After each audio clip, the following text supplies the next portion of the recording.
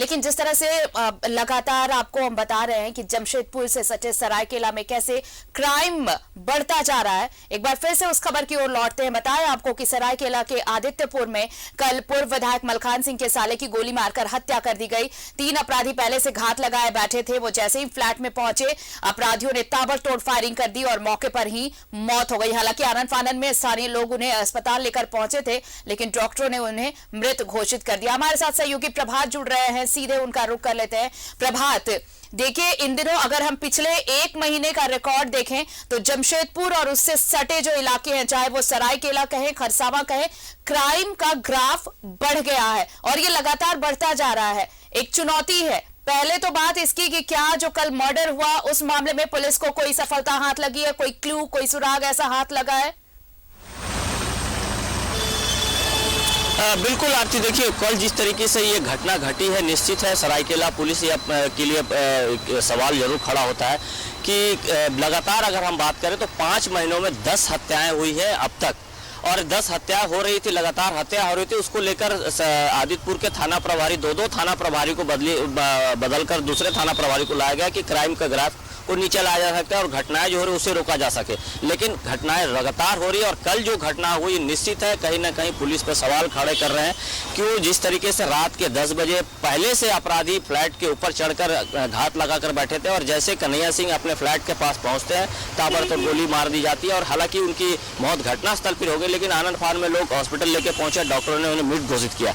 Police अब तक जो सीसीटीवी फुटेज में एक अपराधी को भागते हुए देखा गया है। हालांकि पुलिस ये कह रही है कि हम लोग बहुत जल्द जो अपराधी है उसे पकड़ लेंगे और पकड़ के जो कार्रवाई की जाएगी। लेकिन सवाल पुलिस पे खड़ा होता है इसलिए कि लगातार उस क्षेत्र में हत्याएं हो रही है। कुछ दिन पहले बालू सप्लाई, गिट्टी सप्लाई की हत्या कर दी गई थी, उससे पहले गवाह की हत्या कर दी गई थी। तो निश्चित है सरायकेला पुलिस पे तो सवाल खड़ा होता है और ये इसलिए खड़ा हो रहा है कि अब ये मांग भी कर रहे हैं लोग कि जिस तरीके से आदित्यपुर और पूरे सरायकेला में हत्याओं का घटनाएं बढ़ी है, उसमें कहीं ना कहीं पुलिस कमजोर पड़ रही है या फिर सीनियर एसपी से जो लगातार कल लोग कोशिश कर रहे थे संपर्क करने का, उनका संपर्क भी नहीं हो पा रहा था। हालांकि पुलिस मौके पर पहुंची, छानबीन में जुट गई, लेकिन ये पूर्व विधायक के साले को जिस तरीके से गोली मारकर हत्या कर देना, कहीं ना कहीं पुलिस, पूरे आदित्यपुर पुलिस या पूरे सरायकेला पुलिस सवालों के घेरे में खड़ी है और निर्मम ऐसी हत्या की गई जो आप सोच भी नहीं सकते। 3 अपराधी पहले से बैठे हुए थे, पहले ताबड़तोड़ गोली मारी गई, उसके बाद उनके हाथ में भुजाली चापा था, उससे वार किया गया।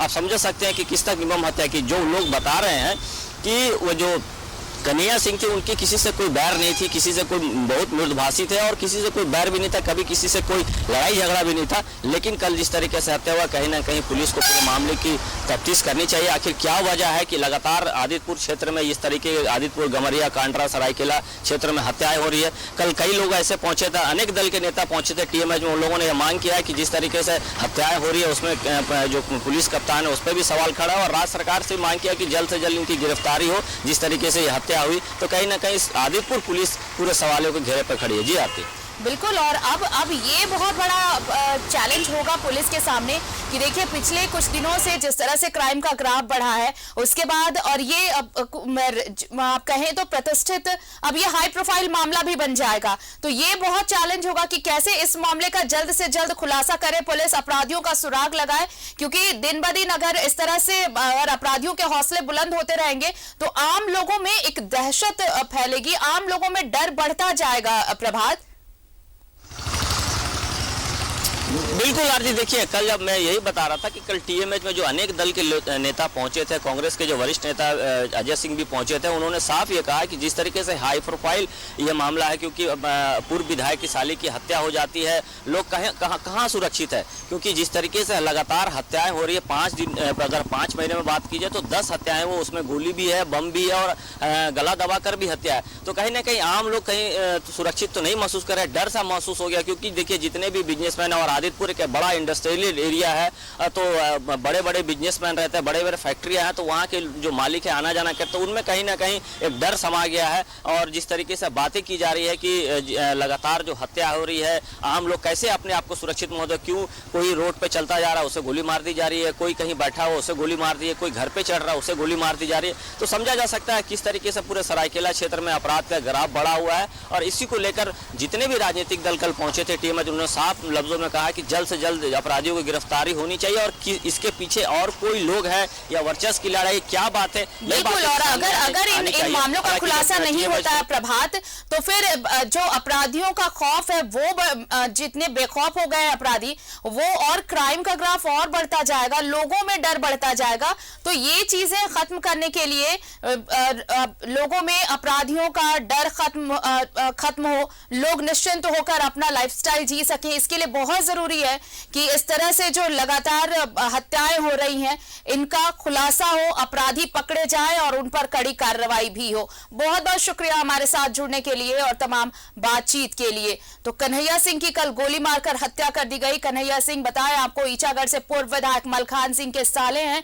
पहले से घात लगाए बैठे थे अपराधी और ताबड़तोड़ गोलियां चला दी जिससे उनकी मौत हो गई और उसके बाद अब पुलिस अपराधियों की तलाश में जुटी हुई है। एक छोटा सा ब्रेक लेते हैं, खबरें अभी और भी हैं, देखते रहिए न्यूज़ 11 भारत।